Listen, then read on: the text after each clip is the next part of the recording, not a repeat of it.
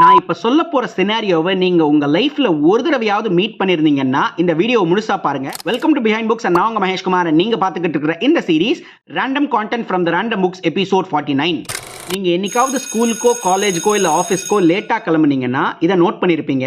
நீங்க 5 நிமிஷம் லேட்டா கிளம்புனதால நீங்க பிடிக்க வேண்டிய பஸ்ஸோ இல்ல காரோ இல்ல ஒரு பப்ளிக் டிரான்ஸ்போர்ட்டோ பிரைவேட் டிரான்ஸ்போர்ட்டோ அது போயிருக்கோம். நீங்க அதுக்கு பின்னாடி ஓடி போய் கஷ்டப்பட்டு பிடிச்சிருப்பீங்க. இந்த கேப்புக்கு நடுவில் உங்களுக்கு ஒரு எமோஷனல் டர்மாயிலே நடந்திருக்கும். அதாவது உங்களோட மண்டையில் 1008 எமோஷன்ஸ் ஓடி இருக்கும்.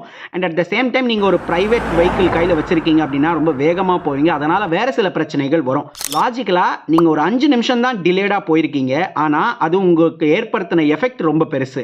இதைத்தான் கேஸ்கேடிங் ஃபெயிலியர் அப்படின்னு சொல்கிறாங்க. நீங்கள் ஐடியில் சர்வர்ஸ்லாம் கேள்விப்பட்டிருப்பீங்க. ஒரு சர்வர் டவுன் ஆகிடும், இல்லை ஒரு சர்வர் ப்ராப்ளமில் இருக்குன்னு சொன்ன உடனே என்ன ஆகும்னா லோட் பேலன்சரு அதை இன்னொரு சர்வருக்கு மூவ் பண்ணும். ஸோ என்ன ஆகும்னா அந்த சர்வரும் கொஞ்ச நேரத்தில் ஓவர்லோட் ஆகி அது மால் ஃபங்க்ஷன் ஆக ஆரம்பிச்சிடும், ஹீட் ஆகி. ஸோ இதே தாங்க நம்ம லைஃப்லையும் நடக்குது.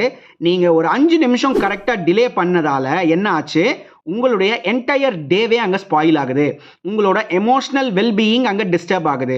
ஸோ நீங்கள் உங்களோட எமோஷன்ஸை மேனேஜ் பண்ணணும்னு ஆசைப்பட்டீங்கன்னா இனிமே இந்த 5 நிமிஷம் டிலேவை சாதாரணமாக பார்க்காம உங்களோட அலாரமை 5 நிமிஷம் ஸ்னூஸ் பண்ணாமல் எழுந்திரிக்க கற்றுக்கோங்க.